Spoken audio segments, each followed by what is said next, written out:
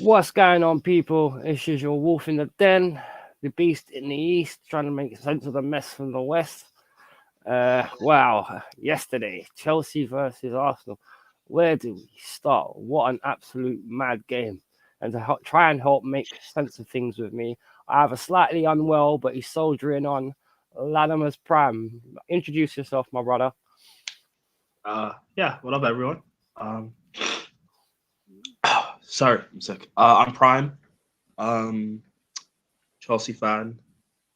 Uh, yeah, we'll talk about this game because there's a lot of positives, but man, some negatives. We'll get onto that. Right. Well, yeah. We'll start. We'll break down. We'll have a little quick chat about the game itself. Now, right, as 2-2, obviously, we were in complete control for about 77 minutes.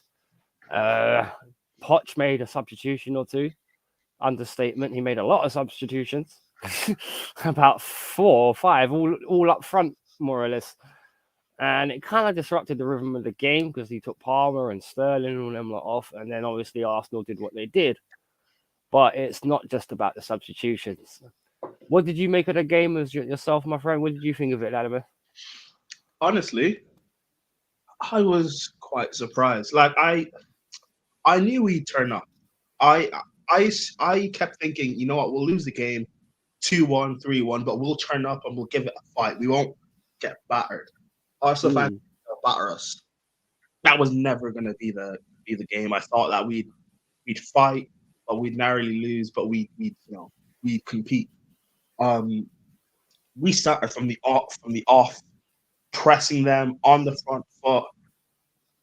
Um, Brilliant going forward. Uh, that penalty was a penalty. It was deserved. You can say the handball like it was soft to give, fine, but according to the letter of the law, that is a handball. It is a penalty to give. Um, and yeah, and we scored that, and that gave us that push momentum going forward, and we kept going. We should have scored more goals. yes, we should have. In the first half alone, we could have made it 2-3-0. In the second half, before Arsenal scored their goal, we should have been 3-4 up. Like we should have battered them before they could have even got a chance to get back into the game. That is a big thing. But however, that's just like Chelsea, these past how Yeah. many years where we just can't score goals. No, since Diego Costa left. Yeah, so whether it's in Cuckoo coming back or us buying a striker in January/the summer, we need to fix that big goal scoring issue. But the like all I'll say 10 players that started were brilliant. Yeah, yeah. Sterling was phenomenal. He's I'd say my man of the match. Gallagher was brilliant. Don't worry, we'll get on to the man in the match because I think there's a couple of shouts that you just Yeah, said. yeah, there, yeah. But But yeah, but I just yeah. because I just have the thought on the game of even though and it was a 2-2, it was a big draw. Arsenal fans, Chelsea fans, we all had our moments where we could have been happy and like we could have been shouting and all that kind of thing. But the only thing I would say is, as a Chelsea game where we're supposed to obviously take the initiative, the amount of goals, every goal in that game came from a mistake. Every single game, like there was no quality in it whatsoever. Every goal was either fluky or dodgy in one respect or another, and it was just one of those ones where, in the end, I'm glad we came out of it because I know a lot of people haven't like mentioned this or remembered this as a Chelsea, like as Chelsea fans, but that Jesus Sanchez on Jesus when he absolutely takes him out, that's a penalty, and they didn't get it given. Uh, I I Yeah, but didn't Sanchez also take out our player as well? No, he actually takes out Jesus. When you go and watch the replay, when he No, jumps up in the air, he goes right over Jesus and he tries to punch the ball and he no, misses and I he did. whacks Yeah, him no, out. I watched it. He also took out Colwell as well. But yeah, but that one, like Well, again, that's a one where that could have gone. There are some refs who would have given that as a pen. VAR However, didn't even look at it, so yeah, but we got I away don't with that. think but I don't think We got VAR away with need that. to look at that though. I think that one is subjective. There are some refs who would have given Hmm. that as a pen, yes, but there are some refs who just would have let that go. I've seen so many refs let that go, and I've seen so many refs give that as a pen. That's subjective.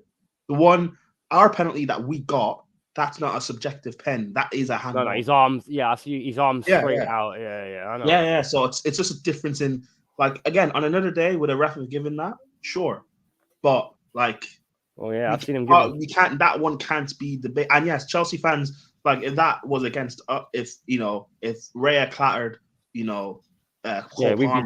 be pissed. And yes, Chelsea fans would be furious, but like that's just one of those things where it's a subjective decision. You can't get angry at that because it just is what it is. It's subjective.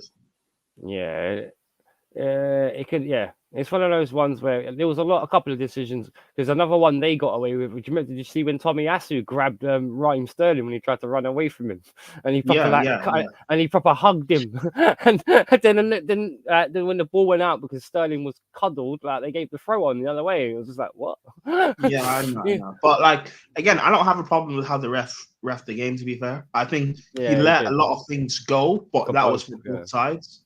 He was quite fair. He was quite fair. So I'm not gonna lie, it was a feisty affair anyway because it was soaked because everyone was sliding and tripping around the place. But it's meant to be. It's meant to be, and that's good. When refs kind of, fans have a thing where do you ref the game, ref the occasion? You have to maybe sometimes, I guess, kind of do a bit of both. The ref was quite fair from both sides. So it's still it's a London derby, isn't it? It's still gonna be yeah. So as much as some Arsenal fans can say, oh, some decisions went against us, some decisions went against Chelsea, some decisions were in our favor, some were in their favor. So it's fair in that balance. So we'll start looking at our team because obviously we had a starting lineup of Sanchez, we had Gusto on the right, we had obviously Levi Colwell and Thiago Silva in the centre, we had obviously Cucurella on the left, we had Enzo, we had Connor, we had Moises Caicedo, we had obviously Mudryk, Sterling, and Palmer leading the line. Now let's start from the front and we'll work our way back. How did you rate Sterling? Phenomenal. Like, he is, and I said this back in preseason, like anything good that we do will come from him going forward. He is our guy, our talisman, and people were expecting that last season. But considering how bad, like, the club was last season. We were badly organised. Yeah. People that were trying to scapegoat him and say he's finished, and listen, Sterling's he is that guy for us. He's our leader in terms of going forward. He's, for me, the only guy I can reliably trust to get goals. I know he didn't score in the game, but the penalty came from him, his cross. He wanted to take that penalty as well because he looked like he was. I know he wanted to, and he should have. Again, he should have, being the leader. I think Enzo told him, said to him, let Palmer take it. Palmer should take it. Which fair enough. Palmer scored the last pen, so it made sense he took that one. But yeah, I mean, I would have given it to Sterling, but he was brilliant on the night. Both flanks as well. He had Zinchenko on toast. He got hooked at halftime. Didn't I say the other day he would have Zinchenko have on toast? We all said that. All of us said that. Listen, that is the Sterling. He's again building up, coming back into form. Like, that's the Sterling I want to see, especially in these big games. That's the Sterling I want to see. Shame he didn't get a goal or an assist, but he was involved in just about everything. He's my man of the match. I'd probably give him like a 9.5. Oh, well, 9.5. Yeah, he was. Wait, are you sure you're not looking a bit Sterling tinted glasses there? Like, I could understand about an 8, but 9.5 without scoring or assisting. But I think, I get that, but I think he was just as good as. No, if you want to stick to that, mate, I'm not saying it's wrong. I'm just actually. Yeah. Okay. Yeah. I'll give. Yeah. Fine. I'll say 8. Yeah. I'll say 9. No, because like if I give him an 8, that means some other players who also played well have to go down in rating. So. All right. I'll give him 9.5. All right. Oh, okay. You give him a 9. I'll give him an 8. He looked energetic and he looked like he was leading the line. And you're right. He was keeping everyone. He was having Zinchenko on toast all game. At times as well, he had Tomiyasu on toast when he wasn't grabbing him as well. So and when he went to the left flank, going up against what's his name? Ben White. Ben White. Listen, Arsenal fans trying to say Ben White is the best right back in the league. He's not, man. He's not. Nah. Ben White is not better than Gusto, and Gusto is not even the best right back in the league.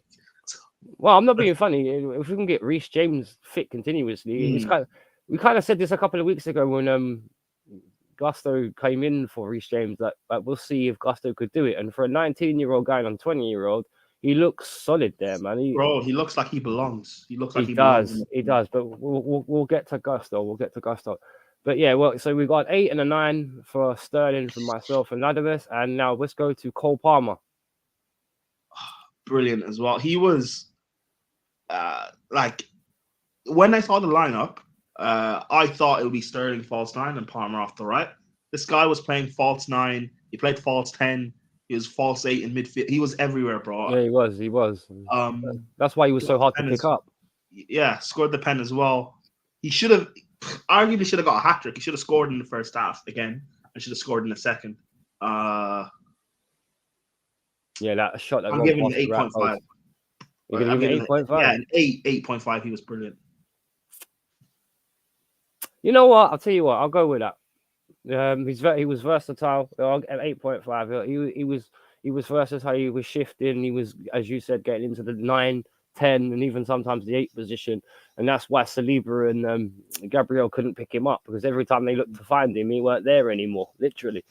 And he was just, because all three of them were switching, and that was the other thing that was quite helpful with having Mudryk there on the other side. So that brings me nicely to him, because he was interchanging.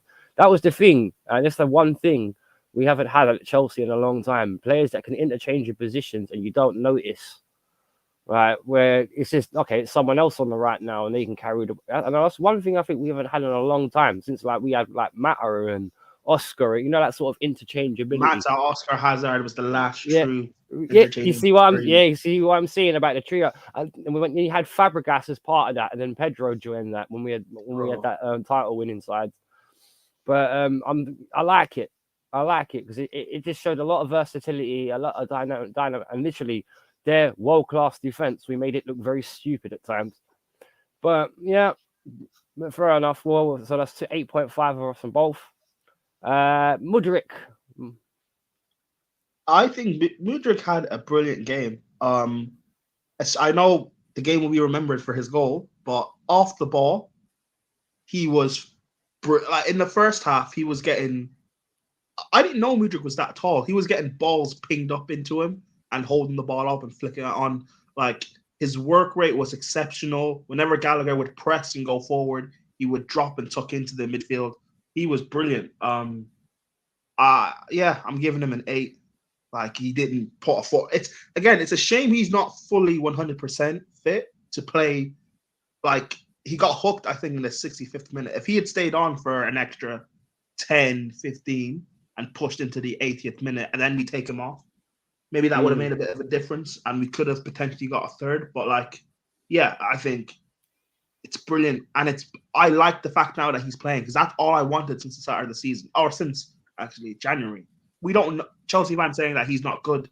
We don't know. We didn't know whether or not he was good, because he was good. It's just whether we got the best out of him or not. Yeah, but the thing is, he wasn't getting game times. He was getting like 10-minute cameos off the bench, and people were blaming him when we were losing games. I was like, no, man. Let him start games. Let him build up some a run of form, and let's see. Now we're starting to see some signs of there's potential there, a lot of rawness, but Poch is a coach who can develop young players. Exactly. And let's see that's where why he's we got him in 2-3 years. Exactly and also, by the way, Mudryk has more GA this season than the likes of Rashford and Mount and a lot of these guys. Everyone gasses up, so watch out for him. Man. Yeah, he's one for the. Well, to be honest, if you're talking about the old iron stat tests, then he was pretty pleasing on that, because obviously in the last 4 games, he's been running at players, creating and scoring. So you can't really ask much more than that. So I'll go with, but. Yeah, he had all the front three as it started, all had solid games. So yeah, I'll agree with your player rating of 8. Now we'll get into the midfield, because this is where it starts to get a bit dippy. I hate to not going to try and chat shit about this guy's name, but Enzo was a little bit of a passenger at points yesterday, and he wasted some good shooting opportunities from distance. How did you see his run yesterday? I disagree. I think Enzo. I think he was brilliant yesterday. There was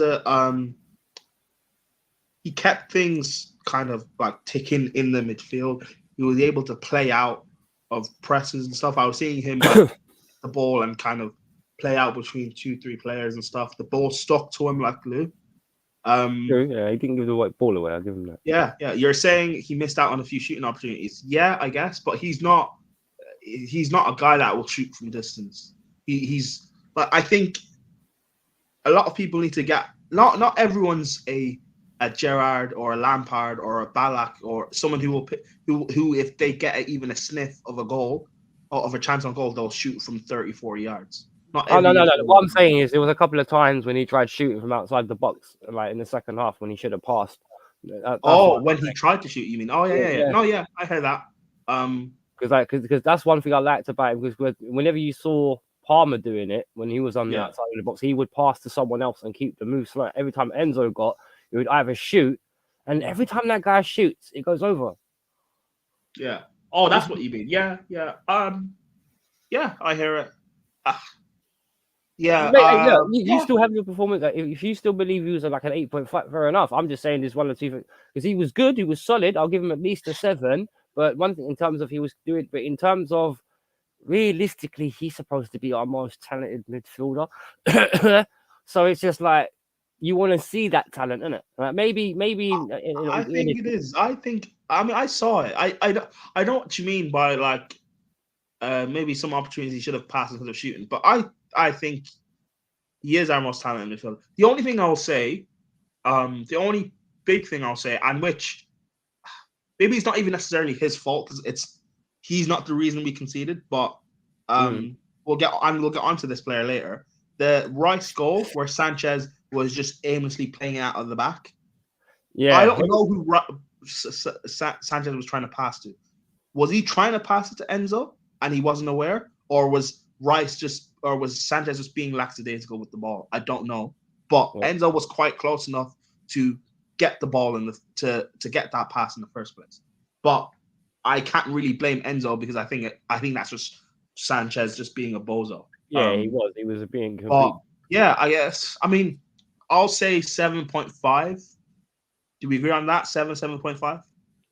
Well, I'll say 7. You can say 7.5. Yeah. But the idea is it's a 7 somewhere. So yeah, we'll agree on that one. We digress, you know. But yeah, I don't really, in terms of Enzo being near the ball for the goal, that's not Enzo's fault because I'm not being disrespectful. And we'll get onto said player in a minute. You can do many, many things other than just kick it to an Arsenal player. So let we swap up. Let's get into the more positives. Let's get into more Mr. Connor. How did you see Connor playing yesterday? Conor Gallagher. He had, because of Enzo and Caicedo, he had a platform to actually play off of. He was Connor. He's not a guy we've seen him last season where managers were playing him deeper. They're playing him as a DM or part of the double pivot, and he's just not really that guy to do that. He's someone who, if you have a stable base behind him and he's allowed to go forward, press and harry players. Danger. There were some bad parts I saw from him yesterday, but I think that's just part of Connor's game where he might give you some bad parts, but if he's allowed to be the energy and be part of, or if not carry a press going forward. He was tackling. I think he had I can't say anything to hate on him. He had a very, very good game. Impressive from Gallagher. Mm-hmm. I just thought it was the fact of the way he would sometimes when Arsenal had the ball. It was when we sat back, you could see how the three of them were setting up with Enzo, Caicedo, and Connor. But Connor was in front of them, and as soon as we got the ball, he was either the guy trying to carry the ball from our end of the pitch to theirs, or he was running, trying to make space for everybody else. And the way he was hunting down the ball as well, pressing, like you said. In attack, actually, his dribbling weren't too bad. His passing was decent. You know what I mean? Like we said with Enzo, he didn't do too much wrong. Obviously the talent aspect is different, but I think Connor, I'll give him an 8. You know, I think he had a really solid game yesterday. He showed why a lot of people, because let's honestly, Arsenal fans thought he'd get smoked, and it turns out he did the lighting. Who would have thought? Who would have thought a midfield involving Conor Gallagher would dominate world class Rice and world class Odegaard? World class Odegaard. Okay, I agree. Rice can be world class, but Odegaard, I don't rate that guy. Where too many big games that go guys walkies, and when we were doing our preview the other day, and we were talking about this, I got told I was having Arsenal hate because I said Odegaard goes missing. Thank you for proving me right, Martin Odegaard. Listen, I rate Odegaard, but like he does. There are times he does go like he's too Özil-esque. He's not a Lampard, but he's a midfielder for all of occasions. He's an Özil sort of player where if you got the ball and everyone's going deep and you're against the low block, he'll unlock a pass. But he's not a Fabregas, he's not a Lampard, he's not a Gerrard, he's not on that level. Because these guys will make something happen, whether it's a pass or a shot or a cross. But yeah, I just think Connor, he stepped up yesterday and he showed the midfield battle. That's not even a question. We won that. But yeah, so what was your Connor rating? Probably the same as Enzo. Well, so probably like 7.5. 5. All right, no, fair enough. I'll give him an 8. Yeah, I thought Connor was all over the place. His energy was sick, and that goes for my next player as well, Moises Caicedo. I'll give him an 8 as well because he was everywhere. He was supporting the back line. He was supporting the front line. He was supporting the wide players. He was supporting his other midfielders, and he even got like quite far up the pitch when he got the chance to. But I just think Sanchez needs to stop passing that guy into trouble. Because every time he's in possession and he does something stupid at the back, it's always Sanchez trying to pass it to Caicedo. So, but I'll give Caicedo an 8. How did you see his performance yesterday? Yesterday was the first time we saw Moises Caicedo play for Chelsea. I'll be real. The first time he was brilliant, and he was brilliant yesterday, and at least for me, it was the first time where I could say he probably is actually worth 100 mil. Because even when he was at Brighton last season, I didn't see the 100 mil price. I didn't see the hype about him. There are maybe other players I would have looked at, but he was a monster yesterday, and that partnership he and Enzo can start to develop and build up. Listen, don't forget, Arsenal fans thinking that they can outmuscle. It was a £200 million midfield between the two of them, and you see the worth. Arsenal fans thinking they could, a midfield of an English Norwegian midfield can outbully a South American double pivot. You're crazy, man. Well, I was just about to say, we'll get down to Declan Rice versus Caicedo in a second, but don't forget, everyone forgets about the only reason why we paid 115 for Caicedo was because Liverpool inflated the price by 15 million, because when they tried to buy him and we petted and we could have just paid 100. But, all Chelsea fans will moan about that, and rightly fucking so, because it should have been wrapped up when, as soon as they said 100 mil, they should have been, thank you very much. Here you go, Brighton. Give us the player. Listen, 115 mil. If that's the performances we're seeing from Caicedo, we're starting to get them. Yeah. Give them another 15 mil, 130. I don't care. 130. It's not like. Well, no, I hear you, because it was one of those ones when you were watching him, it was worth every single penny of it, because the way the guy was just buzzing around, the way he was tackling Odegaard, he was jumping all over him. Odegaard didn't know what hit him yesterday. If I'm being honest, because that's another reason why a lot of people think Odegaard went missing, is because he just got shut out every time he got near the ball, or he was literally closed out of the game. So yeah, so I'll give my an 8. But in terms of and holding Declan Rice as well, he made sure Declan Rice didn't get too much involved. Yeah, midfield battle was definitely ours yesterday. So I'll go with an 8. What was your Caicedo rating? Because I'm going to go for an 8 on Moises. What did you say? Yeah, I agree with that. An 8. So we got We got Connor 8, 7.5 for Enzo, and we got 8 for Moises. And I must admit, it was good watching him smoke everyone in the Arsenal midfield yesterday. That was pleasing. So was Mudryk's goal, by the way, because I bet Arsenal fans, every heart of theirs sank when Mudryk scored. Bro, and I know, I was out with friends watching Mudryk score, right? When it went in, I screamed and I literally froze for about 2 minutes. I was just like, that went in, bro. And Arsenal fans saying that he didn't mean it. Listen, players make no-look passes and no-look crosses all the time. Why can't that be a no-look goal? Why can't he not have meant it? Sanchez or Raya was off his line. We all saw Raya was off his line. Like, why couldn't he not have meant that? I'm claiming that. Well, whether he meant it or not, spider by it went in. It counts. Exactly. That's what matters. Because when Saka lobbed Mendy a few seasons ago, and everyone was saying that Saka meant it, hey, same thing. Look, Ronaldinho, if much maybes, it went in the back of the net. Me personally, I don't think he meant it, but it still looked bloody good anyway. And I celebrated it like he meant it, and that's it.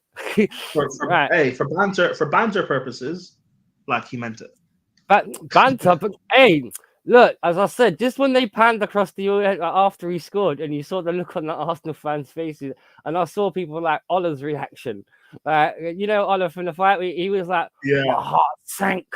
And I was like, finger beauty. I had Lee Gunner stream on in my earphones in my ear. Yeah. What, listening to the game?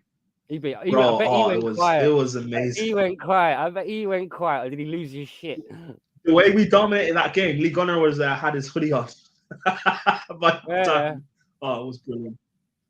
Oh, hang on. We got DJ Crane says all these high player rating, high praise. Would you think you won the game? No, but at the end of the day, there were about 4 or 5 players that really worked their ass off, and it was let down by one dumb goalkeeper.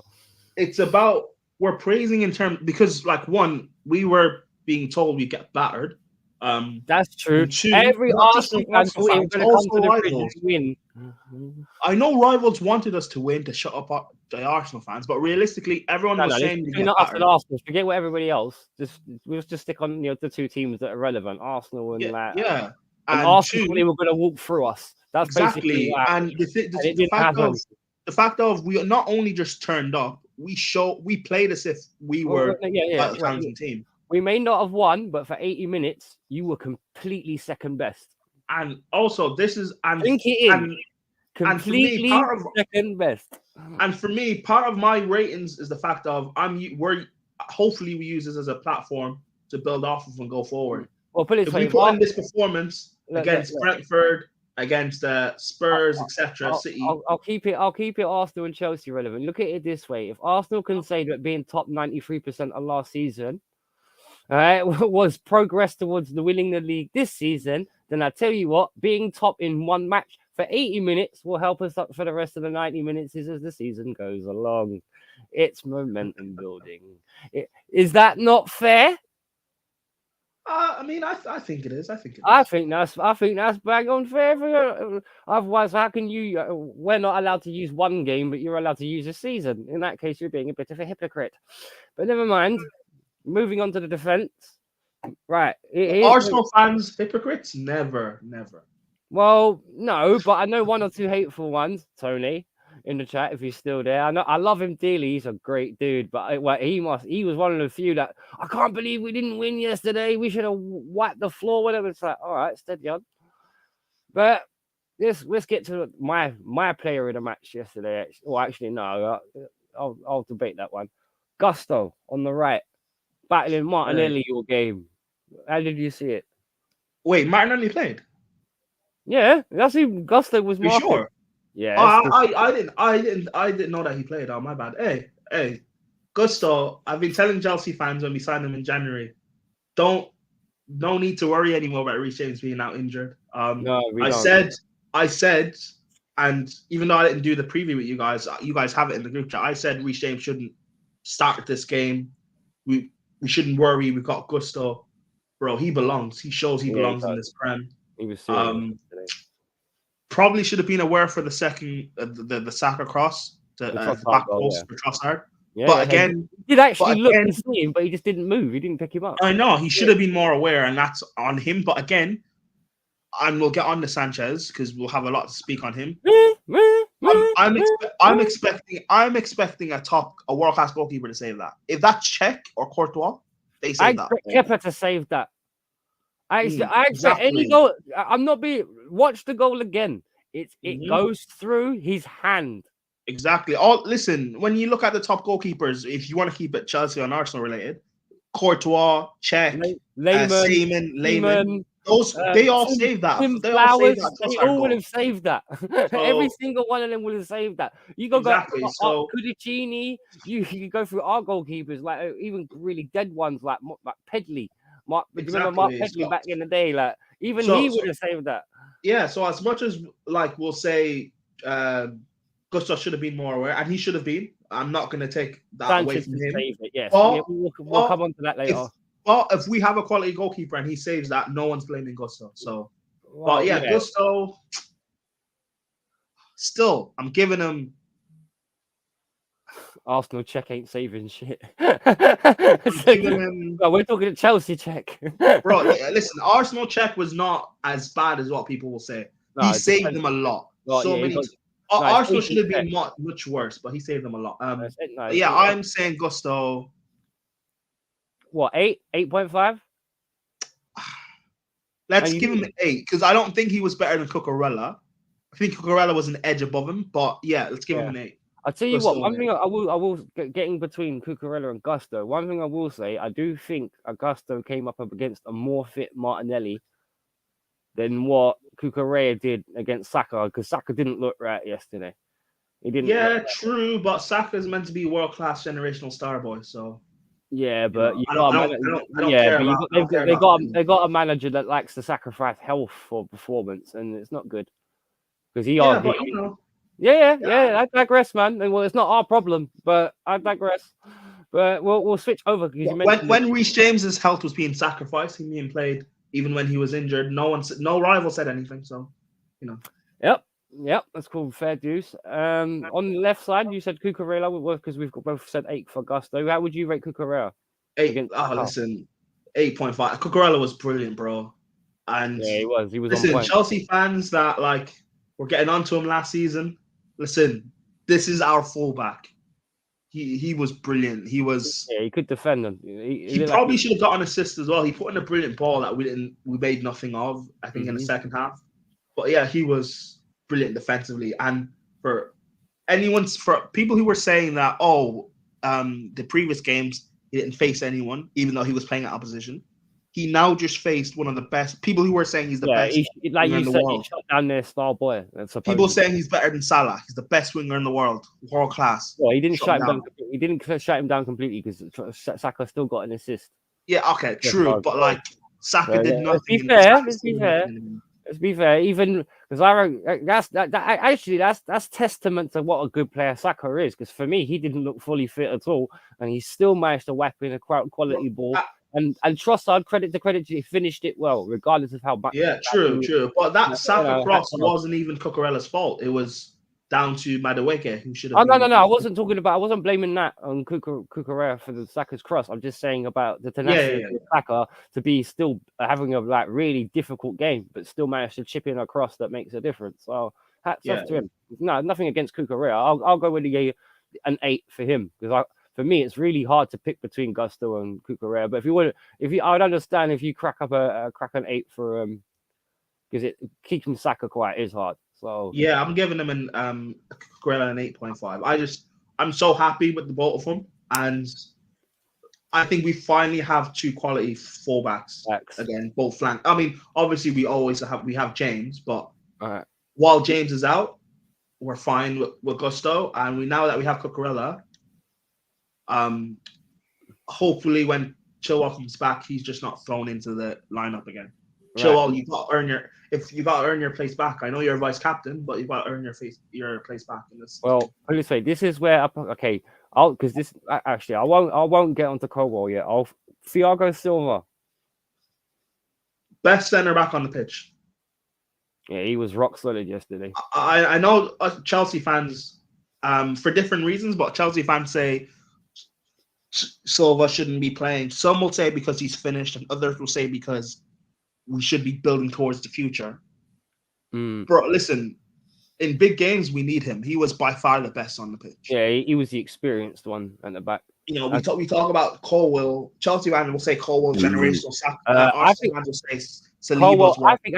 I actually think Colwill had a shocker yesterday because when we were under pressure, some of it was his fault because he was panicking and you could see he was panicking.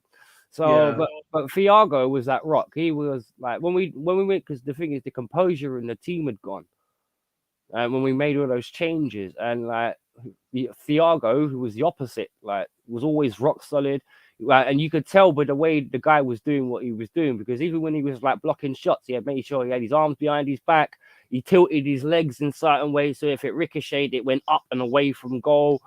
Thiago Silva yesterday just showed everyone why this guy is one of the best defenders of his generation, and you can't change class. Bro, listen, he was. I'll keep saying it. Best centre back on the pitch. Got world class Saliba apparently. Got generational. No, Saliba was okay. No, I'm not gonna dig Saliba because in terms of a consistent season, like if you I know. No, I'm just saying with all the hype about Saliba and Colwill. Like Silva showed. Oh yeah, class is permanent. Yeah. True. That's true. And don't forget about Gabriel Magalhaes as well, who is a solid defender in these days. Yeah. And by the way, before any Arsenal fans start, I rate Saliba highly. I'm just saying, like. Oh no. There ain't no one. Shows why class is permanent. Every single Arsenal fan I talk to are top people, man. You ain't got to worry about it. But in terms of Colwill, I think from a defensive standpoint, in terms of defending, I think Colwill was actually like really good. I would say I remember watching the game and saying to my friends, you know what? I kind of get why Chelsea fans rate him defensively, and because I hadn't seen him play centre back for us, he was always playing left back. So defensively, I think he was very good. Now on the ball, there were 3 times where he was getting caught out. The first one, Arsenal fan shot. If you think anything of it. The second one, he tried to scissor kick it and it went out for a throw. I'm like, what are you doing? He lost his composure as the game went on. I think, but like if he can cut that out of his game, but then again, it only happened once, in one game. I don't know. I don't know if it's pressure playing because it's playing against Arsenal or what it is, but yeah, they started pressing in the second half, and that's when it started to up, and we started falling over a bit. But and Colwill and Caicedo both did that, by the way. I'm not saying Caicedo is completely innocent in this, because in the second half, when Arsenal were pushing us over the last 10 minutes, Colwill was being a bit sloppy, Caicedo was being a bit sloppy, and I think Connor was just getting tired. That's why he got taken off as well, because he came off a bit earlier. So, so what would you rate? What would you rate Colwill at? Because I'll give him maybe a 6.5. I know that sounds horrible, but like he was at fault for the panic near the end. If he would have been, that's the problem. Anyone who's still at the back at that, the composure had gone, and that was down to like Sanchez as well. I'm gonna murder that guy in a second. But so how would you? I'll give Colwill a 6.5. What would you give him? Yeah, I'll say the same, 6.5. He just had that lack of concentration on the last 10 minutes, and it put us under so much pressure. But then again, I have to give it's true. He's only 21. We say pressure, but none of Cole's mistakes led to anything, which is what I'll say.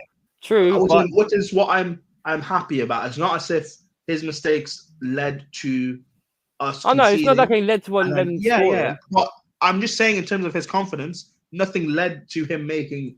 None of his mistakes led to a goal or us losing or drawing the game, and then that knocks his confidence. So I'm happy in terms of that aspect. Hang on 1 second. Tony says Chelsea is just like Odegaard, pressed them a little and they fold, which frustrates me as an Arsenal fan.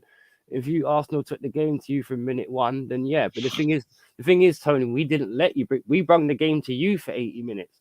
And the thing is, like you said about if you were pressing us from minute 1, how about this? When we were 2-0 up and Jackson, if he just shoots instead of tries to go around Raya, or a great example when Cole Palmer took the ball off Raya in goal And Cole Palmer just lays it off to Conor Gallagher and he shoots into an open net instead of trying to run round him. That's one thing I got about Palmer. I forgot to mention, and that him and what's his face, Jackson, both made the mistakes of just shoot. What's all this crap about you got to run around the goalkeeper? Just send it over him.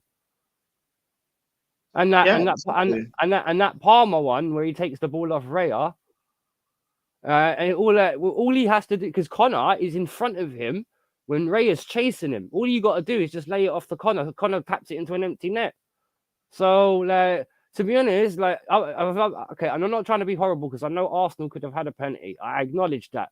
But realistically, if these boys were 25, 26s and 21s, 22s, and they're laying it off for each other and not being quite so selfish, we tuck you guys in 3-4-0 in the first half.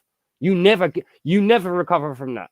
So I do appreciate what Arsenal fans are saying about the last 10 minutes. If we played that for the rest of the game, oh yeah, dude, if we just was slightly a bit more clinical, we polish you in the first half. That second half's not even worth watching. But I do understand your objection. If that game is like if we were 3-4 up, which we should have been, that even with Rice scoring, like there's nothing really Arsenal will do to get back into the game. Well, to be honest, I'll tell you what, yeah, I said this on one of Jez's streams a couple of weeks ago, and I'll say it again. When you actually look at Arsenal and Chelsea, they have identical problems. Bad goalkeeping, lack of teeth up front. Sometimes what we used to say about Poch rotating the system in the middle, like maybe he's not quite using his best 11 or players that we would agree to play there. Some Arsenal fans were screaming for Partey yesterday. Why didn't Partey play? Was he fit? He was on the bench. Whether he was fit or not, I have no. I'm guessing not. But if he's not fit, why is it? How are you starting Jorginho? Like, come on, we all knew. Come on, let us admit it. When we knew Jorginho was starting, we were licking our lips. We were so he ran from the Caicedo test. Interesting. Well, I have no idea.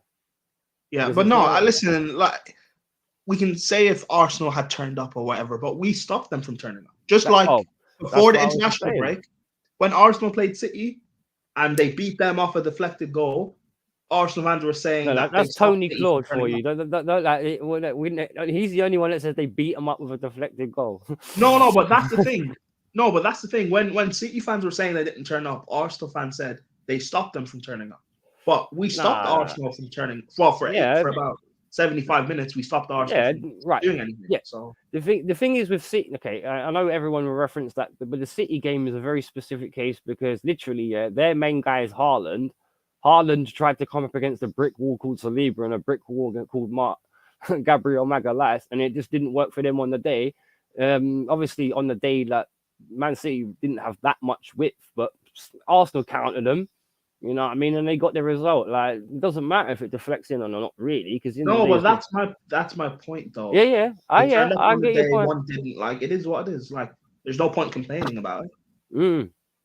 You know, it's just what you said a little while ago with the penalty. When it's going for you, it's great. When it goes against you, it's a complete git, isn't it? That's just football. Now we'll get what we got. We've set 6.5 for Colwell. We've got 8 for Cucurella and Gusto. What 8 for Thiago as well? 8 all line except with Kevin Colwell. I'll get because I want to give him an 8.5, but because we conceded 2, not his fault, by the way, but because it's not a clean sheet. Exactly, yeah. He's still got to take responsibility. I can't justify it. But yeah, I'll give Silva an 8, but it's a high 8. It's a high 8. Right. Now let's get on to my favorite guy in the game, Sanchez. How did you rate Sanchez's performance? Am I allowed to do negatives? Yes, I'm gonna be using some. So yeah, please fire away. A -1,000. He was.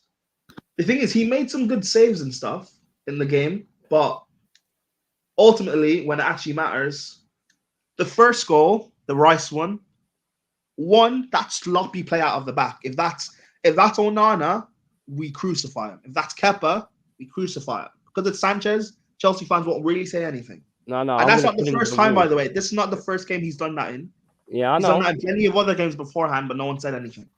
No. He was a bit rocky in the Burnley game as well. Yeah. I'll put that. And even the sloppy play out of the back, when Rice took that shot towards goal, he didn't even try to save it. No, If he had tried, he probably could have got a hand to it and pushed it out wide. But he didn't even try. Shocking. The second goal, the Trossard one. You listen. Any goalkeeper worth his salt saves that. I don't care. You have to save that. Yeah, it's right at you. I'm seeing Bettinelli, our backup goalkeeper, save that. I'm seeing Mark Schwarzer, Begovic, save that. How are you not saving that, man? I didn't. I just want to sum it. I hate that bastard with a lot of passion, because when I don't understand this necessity to play out from the back by the goalkeeper at the ball's feet, because when it comes down to certain English teams, particularly us, we struggle with it because we haven't got that all-round composure yet at the back where we can pass it around. And the way he runs out, I appreciate if you're going to kick it out, but if you're way off your line like you were, why would you kick it down the middle of the pitch? Kick it out. Kick it in the byline. Kick it in the crowd. Kick it in the car park. Just get rid of it and get back on your line. What happens with a good old day? Just play it safe. Hoof it into Rose Ed. Isn't that better than conceding a goal? Because this guy, he kicks it, and I'm not sure if he was trying to get it higher than what he did, and he just flop-footed it, and it went across the ground to Rice. But if you're out, and he's almost outside of his box when he does it as well, why would you keep it in play? Just bang it, get rid of it. Like, use sense. Like, it's just absolute stupidity. But that's one thing. And the second, oh my god, now as we said earlier in the video, we know Gusto's not watching Trossard, and well done for Trossard, because that guy's got a little hoodoo against us, him. But you've got to save that. It goes straight through your hand. You don't even have to outstretch to move your arm to get to it. It's actually going towards your hand. You're just completely silly about it, and you're not ready to. You just don't react. If that's De Gea, he stops that, because at least De Gea was good at reaction saves. Is that guy still not got a club? Bro, that's Kepa. He saves that. He's good at reaction. You know, well, he's at Real Madrid and don't want to come back. So no, but I'm just saying, like, and again, that's not. No one take that out of context. I'm not saying Kepa's better than Sanchez. I'm just saying, like. Oh no, he stops that. I'm just saying, relevant. He saves it's all that. the same level. Yeah, but it's just saying it's all the same. While Chelsea fans were saying, "Oh, Robert Sanchez and getting gassed," and people got gassed about Raya. Never. No, if you're going to improve on a position, let it be a clear improvement, because Kepa and Ramsdale should have been playing those games in the game yesterday. There's no difference. We should go get Giorgio from Valencia, man. Their goalkeeper. Because he's got at least he's got size to him as well, man. He'd be nice for us around about now. I know a lot of people, Arsenal fans, have said recently they think Ramsdale we're going to buy. You know, actually, I'd offer them 45, 50 million for Ramsdale. No. You know what? No, you hear me out. He's actually a much better shot stopper than Sanchez. No, think about it. I don't want Ramsdale. Well, he'd be an upgrade on Sanchez. Because in 2 years' time, we're going to need a better goalkeeper than Ramsdale to go win the league. So, all right, fair enough. Well, who would you think then in the long term? Because I said Giorgio from Valencia. I don't know. I think the plan might be for Slonina maybe to develop and to see where he lands. I think that's probably the plan. He's talented, though. He really is talented. But in terms of like Sanchez being the guy, he's going to cost us a lot this season.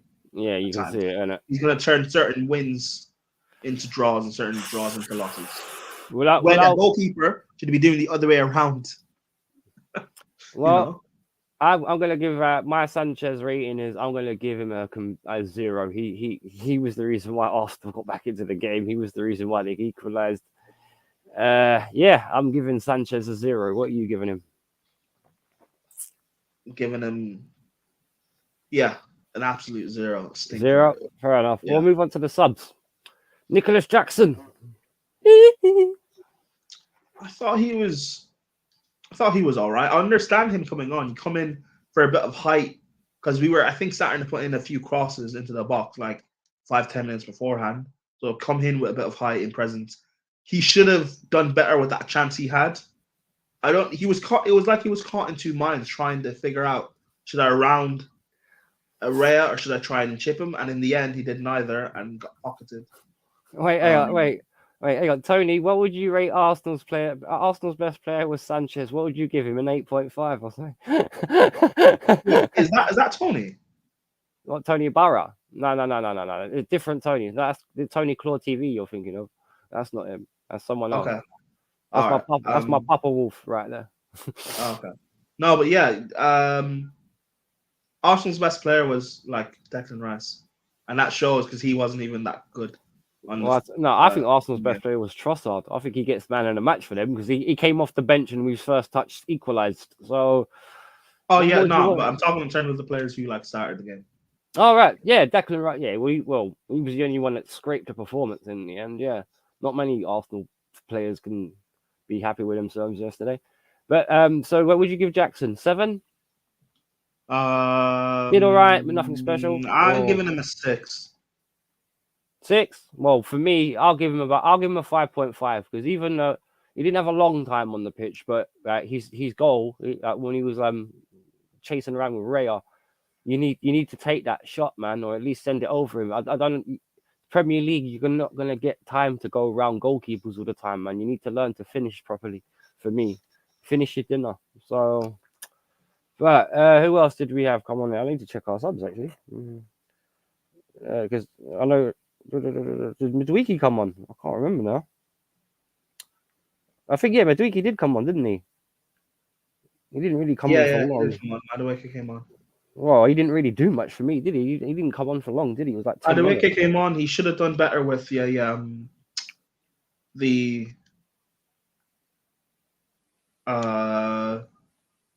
goal we conceded. The Saka cross. Madueke should have closed down Saka because he was the closest one to him. Yeah, I hear what you're saying. Ian Maatsen come on as well. No, he didn't really do much either, did he? He didn't get the time really. None of them. No, I don't think Maatsen came on. Reece came on. Was it? Oh yeah, it was Reece James as well, wasn't it? It was Reece James and it wasn't Madueke and Reece James that came on for Sterling and Palmer, wasn't it? So who came on for Palmer? I can't remember who came on for Palmer.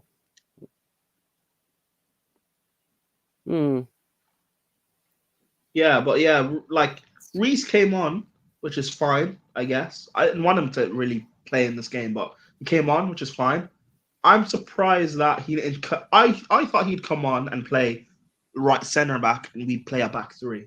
Because if we pushed and turned that into a back three, and Reece was playing right center back, that means Reece would have been where Gusto was, and Reece would have been aware, and he would have stopped that. Yeah, maybe. But Reece James is only just getting up his fitness again, isn't he? So, I know, but that doesn't require fitness. That just requires being alert. Yeah, being concentration. Yeah, which match awareness. Match awareness. Yeah. That's all the subs done. So, what do you reckon on tactics? We'll talk about Poch now because we've gone through. There was only 3 subs. Was Reece James. I think Poch had the game spot on, and Poch's like substitutions. I don't think they weren't the reason why we lost because when he made those substitutions, we were in a winning position, and he was just trying to see out the game. Fair enough. So we give Poch 8 as well. I mean, it really should be like a 9.5, but yeah, an 8 because that is pushing it. We didn't win the game. No, I know that's my point. And we conceded 2. No, but that's my point. We didn't win the game, so I have to it has to be lower. But realistically, it was a masterclass, man. Yeah, he had his tactics on point. Maybe the execution by the players went off a bit shitty, but he had the tactics on point. How do you rate his subs? In terms of do you reckon he done them a bit too early? No, I don't think.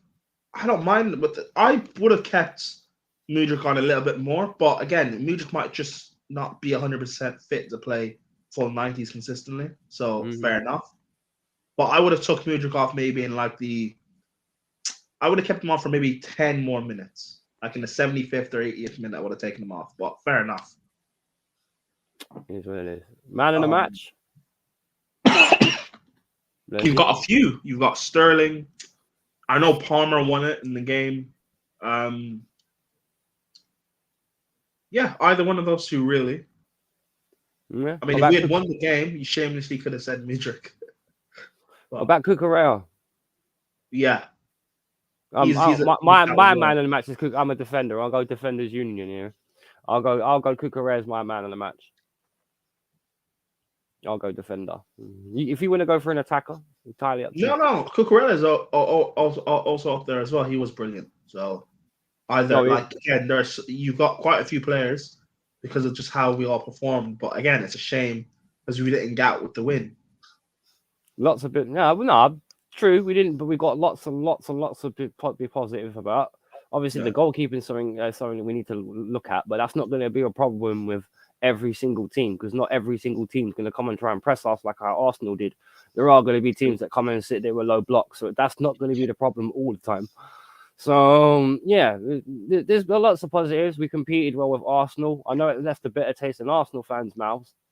But, it is what it is. 2-2. They'll be upset that they didn't beat us. We'll be upset that we didn't beat them, which is funny because it's been at Stamford Bridge for a while. But, it just goes to show that, and I didn't know this yesterday, in managing 3 teams in England, Poch has never lost to Arsenal at home. In managing Southampton, Spurs, or Chelsea. And that's a record he maintains now. So I wonder if we've got the anti-Arsenal key every time they come to Stamford Bridge. We'll see. We'll see. It'll be an interesting thing to see how things develop for us over the next few months. I'm looking forward to seeing. I reckon if Broha plays that game yesterday, we win. Yeah, that's who I wanted to start. To be fair. Yeah, that's who I wanted to start as well. But he got injured, and it was just like, damn. I was looking forward to watching this guy run around because he's physical. He likes to use his height. He likes to. He's the closest thing to a Drogba-like player we got in terms of his size. He's physical, but he's also good on the ball as well. Technical. He's very good on the ball, and as you saw when he played against Burnley, he at least tries to get the ball out of his feet fast. And that's what I like. He would have scored, or at least done better with that Jackson chance. That's what I was mentioning a little while ago, and that's why I understand that Jackson's just coming from Spain, so it's different. They try to be a bit more technical over there, but you got to adapt to where you are, man. You got less time on the ball. Bear it in mind. Anyway, bro, do you want to shout anyone out, or you got a channel to shout? Do you have a channel on YouTube? Not really. I've got a channel, I just don't use it. But yeah, thank you for having me on, bro. No worries, man. Do you want to shout your Instagram then, in case you want to see if anyone can follow? Yeah, just follow Latimus Prime. Latimus Prime on Twitter and _Latimus Prime _ on Instagram. I think. Well, hopefully you've had a decent time, mate, and it's not driven you nuts. Thank you for coming on my channel for the first time. He's made his debut, and obviously, him being a fellow Blue, it's always nice to have someone new on my channel. Much obliged, man. Thank you for your time. And thank you for having me on. Thank you. No worries, man. Have you enjoyed yourself? Yeah, would have been better if we'd won, but can't complain. All right, that's not my fucking fault, yeah. Don't take that on me. No, it is your fault. It is your fault, man. Next time, invite me when we win. It is your fault. No, all right then. His first and last appearance, everybody. First. All right, Latimus has left the building. Thank you, Tony. I'm assuming that's Tony still in that. There's a few people have been in and out, but I think Tony's still watching. Thank you for sticking with it, Tone. Oh, yeah, you're a poet and didn't know it. There you go. But I'm never afraid to show it. There you go. Big up, Tony. Thank you for sticking by. Hopefully, I'll be chatting with you in a minute as well on Insta. All right, but everyone, stay safe. Take care. Thank you for sticking with it, brother Tone. Love ya. Oh, and we're out, people, in a bit.